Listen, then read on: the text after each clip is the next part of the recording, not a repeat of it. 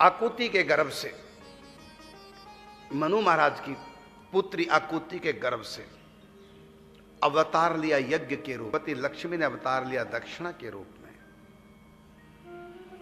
यज्ञ से देवताओं की पुष्टि होती है, यज्ञ से पितरों की पुष्टि होती है, यज्ञ से भगवान तुष्ट होते हैं, संतुष्ट होते हैं। तो ये भी भगवत रूप है, भगवान का अवतार है यज्ञ। और सबसे बड़ा यज्ञ अवतार है कौन सा, बताएंगे कोई? सबसे बड़ा यज्ञ, 24 अवतारों में यज्ञ एक भगवान का अवतार है, यज्ञ अवतार। तो सबसे बड़ा यज्ञ कौन सा है बोलो? है नहीं बता रहे हैं, गीता नहीं पढ़ते। यज्ञानाम जप यज्ञोस्मि, सबसे बड़ा यज्ञ, सबसे बड़ा भगवान का अवतार कौन सा है? खासकर इस कलयुग में वो है नाम जप यज्ञ, यज्ञानाम जप यज्ञोस्मि।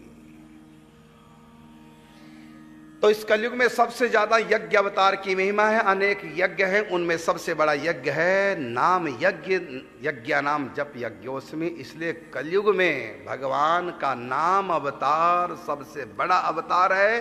राम से भी बड़ा राम का नाम प्रभु का अवतार। इसलिए कहा राम से बड़ा राम का नाम, अंत में निकला ये परिणाम, राम से बड़ा राम का नाम। जिस सागर को बिना सेतु के लांग सके नहीं राम, जिस सागर को बिना सेतु के लांग सके नहीं राम, कूद गए हनुमान उसी में लेके राम का नाम, क्योंकि राम से बड़ा राम का नाम। द्रौपदी ने हे गो कहा, कह न सकी वो बिंद, आरक्षा पहले करी ऐसे है गोविंद। तो गोविंद नाम उच्चारण किया तो भगवान को लज्जा रखनी पड़ गई। क्यों? नहीं तो मेरे नाम की लाज चली जाएगी। नामी को चिंता होती है, नाम ना हो बदनाम। और द्रौपदी ने जब नाम पुकारा, आए आधे नाम, राम से बड़ा राम का नाम। वो दिल वाले डूब जाएंगे जिनमें नहीं है नाम, वो पत्थर भी तैर जाएंगे, लिखा होगा श्री राम। राम से बड़ा राम का नाम। रे मन मूर्ख बन जा उनका हो क्यों दाम गुलाम, सिया राम को सुमर सवेरे शाम को राधे श्याम। राम से बड़ा राम का नाम। तो सबसे बड़ा यज्ञ अवतार नाम जप के रूप में है। और ये अवतार इस कलयुग में इसकी सबसे बढ़कर, कृष्ण से भी राम से भी बढ़कर महिमा है इस यज्ञ अवतार की। यज्ञ नाम जप यज्ञोस्मि। और दक्षिणा साथ में होनी चाहिए। दक्षिणा का अर्थ क्या है नहीं जानते आप लोग। यज्ञ सफल होगा दक्षिणा से।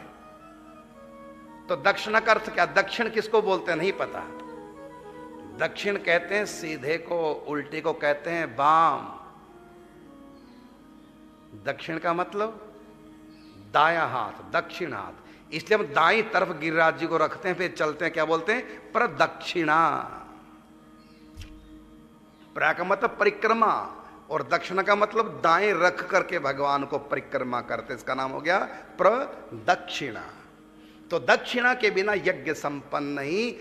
और बाएं को हम क्या कहते हैं? उल्टा है ना, वामपंथ। नास्तिक लोगों का जो पंथ है उसको क्या बोलते हैं हम लोग? वामपंथ। मतलब हमसे उल्टे हैं वो, भारतीय संस्कृति से उल्टे हैं वो लोग, आज भी हैं। उनको हम क्या कहते हैं? वामपंथी। वाम का मतलब उल्टा, उल्टे हाथ पर। स्त्री को बामा क्यों कहते हैं? क्योंकि उल्टी तरफ रहती है। उल्टे हाथ की तरफ बाईं तरफ, बाईं तरफ रहने से बामा मैंने उल्टी तरफ, और दाईं तरफ रहने से दक्षिणा, दक्षिण। तो यज्ञ के साथ दक्षिण का अर्थ क्या है? यज्ञ का मतलब हमारे यहां कलयुग में यज्ञ कौन सा है? नाम यज्ञ, यज्ञ नाम जप यज्ञोस्मि। और बिना दक्षिणा के यज्ञ संपन्न। या दक्षिणा का मतलब अनुकूल, और उल्टे का मतलब, बाम का मतलब प्रतिकूल।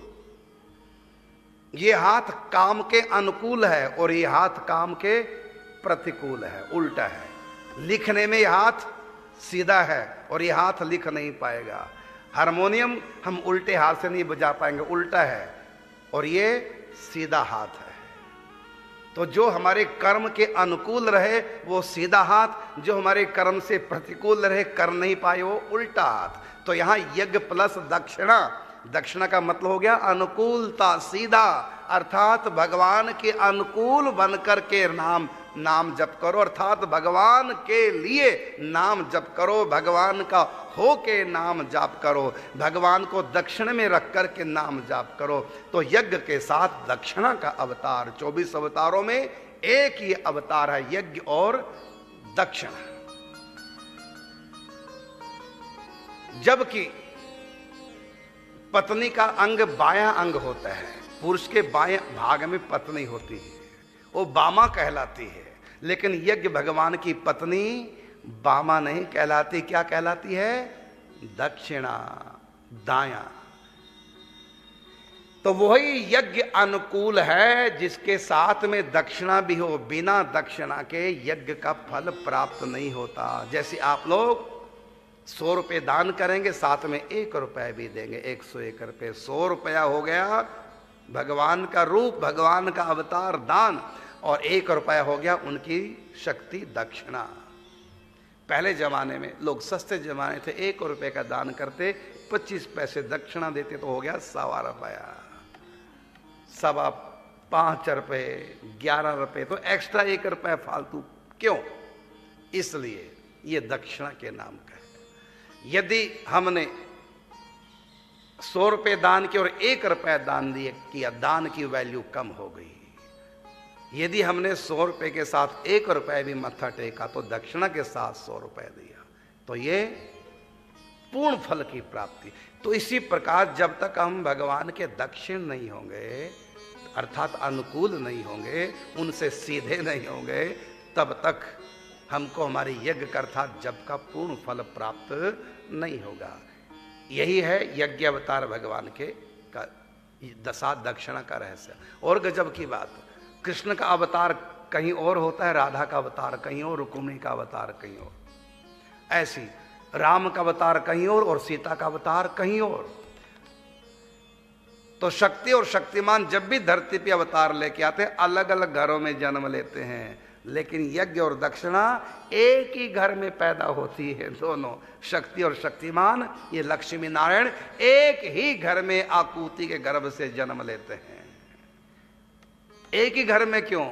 इसका कारण है कि जो व्यक्ति जिस घर से दक्षिणा यज्ञ होगा, उसी घर से ही दक्षिणा भी होगी, दूसरे के घर से नहीं कि यज्ञ करो तुम और दक्षिणा दो कोई और, नहीं, जो करेगा यज्ञ वही देगा दक्षिणा। तो यज्ञ और दक्षिणा एक ही घर में होंगे तभी फलित होंगे, अलग अलग घर में नहीं, अलग अलग नहीं। इसलिए यज्ञ और दक्षिणा का जन्म एक ही घर में होता है।